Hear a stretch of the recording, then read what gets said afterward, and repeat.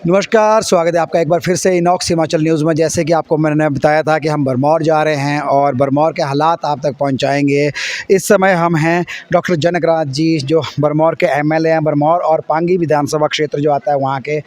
Sir, आपसे जानना चाहेंगे फ़िलहाल भरमौर के हालात कैसे हैं? भरमौर के हालात जो हैं वो अभी सामान्य नहीं हुए हैं, क्योंकि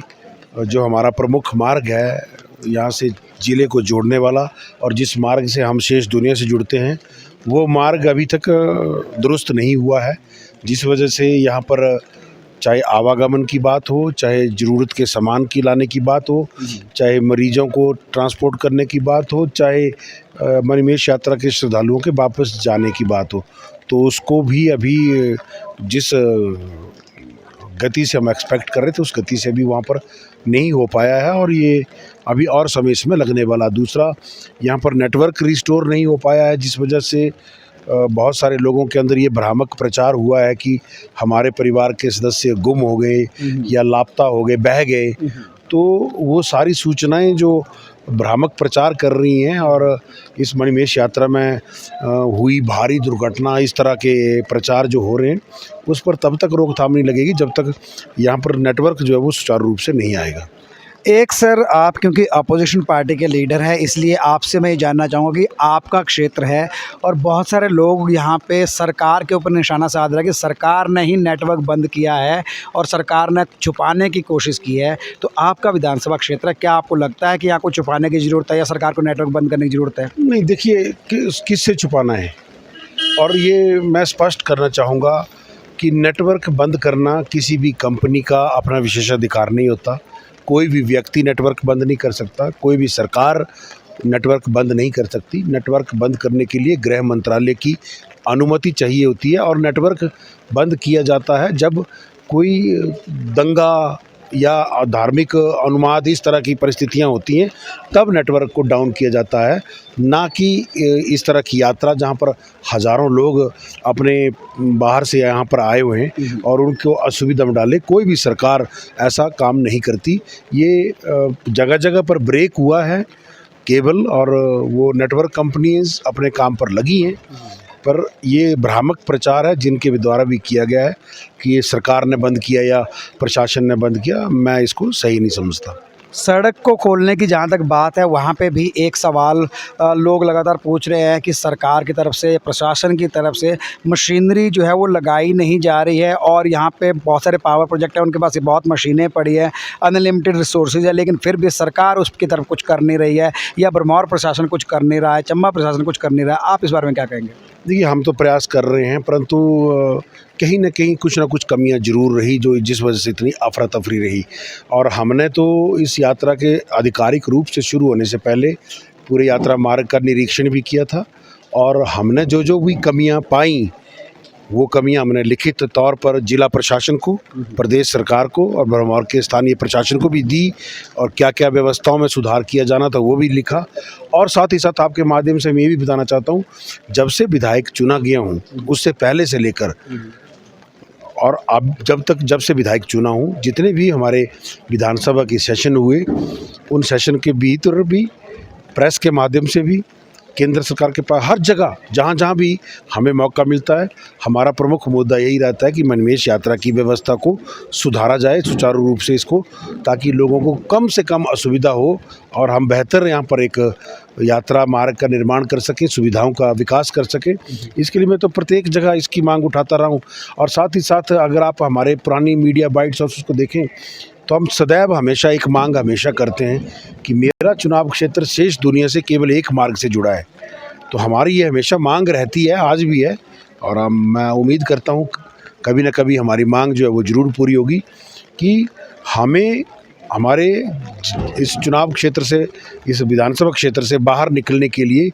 एक मार्ग पर निर्भर नहीं रहना चाहिए। हमें एक वैकल्पिक मार्ग की व्यवस्था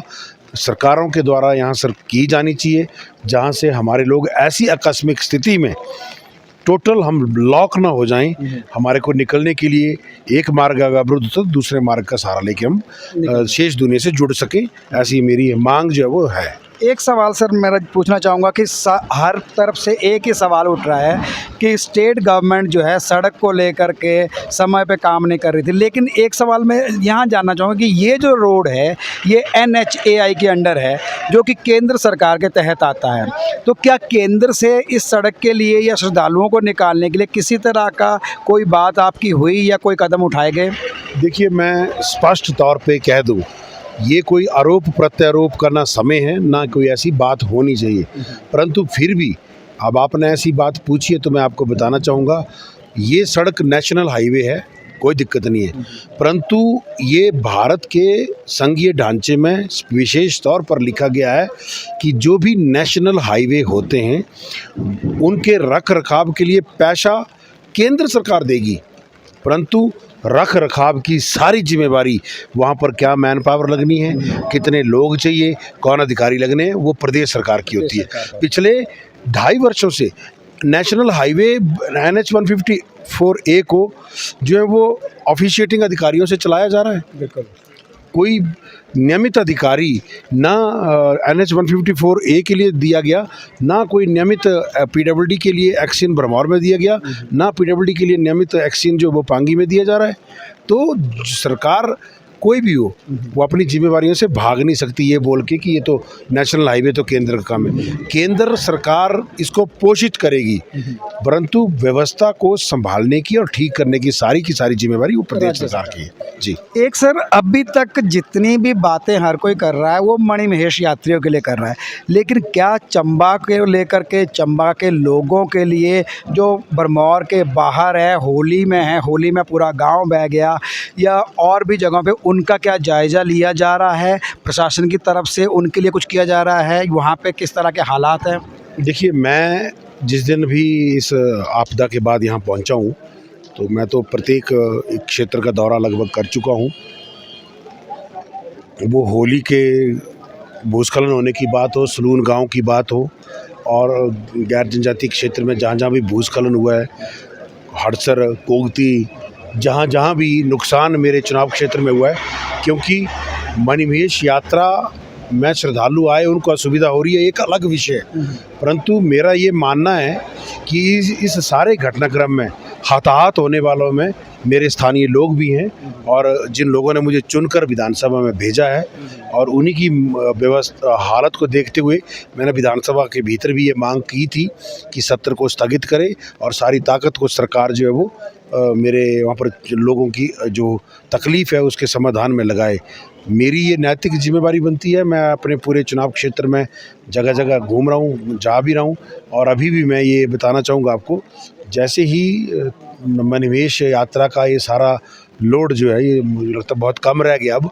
और आधिकारिक रूप से यात्रा अब बंद भी हो चुकी है। तो जो भी लोग यहाँ बेचारे फंसे, आप देख सकते हैं यहाँ पर भोजन कर रहे हैं, तो कुछ कर्मचारी भी हैं, ड्यूटी वाले भी हैं। जब ये भी 5 तारीख के बाद अपने अपने क्षेत्रों में रवाना होंगे, उसके बाद मैं विस्तृत, तब तक मैं उम्मीद करता हूँ नेटवर्क भी रिस्टोर हो जाएगा, तो मैं विस्तृत दौरा भी अपने पूरे क्षेत्र का करूँगा, और जहाँ जहाँ भी अनेकों लोगों के घर चले गए हैं, गरोला में लोगों के घर चले गए, होली में घर चले गए, सलून में घर चले गए, कई जगह बिजली की आपूर्ति बाधित है, कई जगह पीने का पानी लोगों को नहीं मिल रहा, अनेकों यहाँ पे हॉस्टल हैं, कई जगह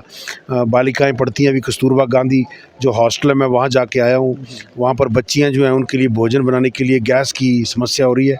तो मेरा ये नैतिक दायित्व है कि मेरे इस चुनाव क्षेत्र में जो भी व्यक्ति है, जो वन संपदा है, जो सड़क मार्ग है, जो कुछ भी इस क्षेत्र का है, उस क्षेत्र को सब चीज़ों को संभालने, उनको व्यवस्थित रखना और उनको समस्याओं से बाहर निकालना, ये मैं अपनी जिम्मेवारी समझता हूँ। बहुत बहुत धन्यवाद सर हमसे बात करने के लिए। तो जिस तरह से डॉक्टर जनकराज जी ने हमसे बात की और बताया कि राजनीति से परे हट के इस समय ज़रूरत है भरमौर के लिए सोचने की, भरमौर के लिए करने की, और भरमौर की जो पीड़ा है और जो दुख दर्द है उसको दूर करने की। तो इसी तरफ देखना ज़रूरी है। राजनीति किसी अपोजिशन की तरफ नहीं होनी चाहिए, या किसी पॉलिटिकल पार्टी जो कि सत्ता में है उनको लेकर के नहीं होनी चाहिए। जो भी कयास लगाए जाते हैं, जो भी यहाँ पे डेथ टोल बताया जाता है, वो ये भी साफ कह रहे हैं कि वैसा आंकड़ा नहीं है। तो बने रहिए हमारे साथ, और भी अपडेट आपके लिए लेकर के आएंगे भरमौर से। मैं हूँ अजय के सकलानी, आप देख रहे हैं इनॉक्स हिमाचल न्यूज़। नमस्कार।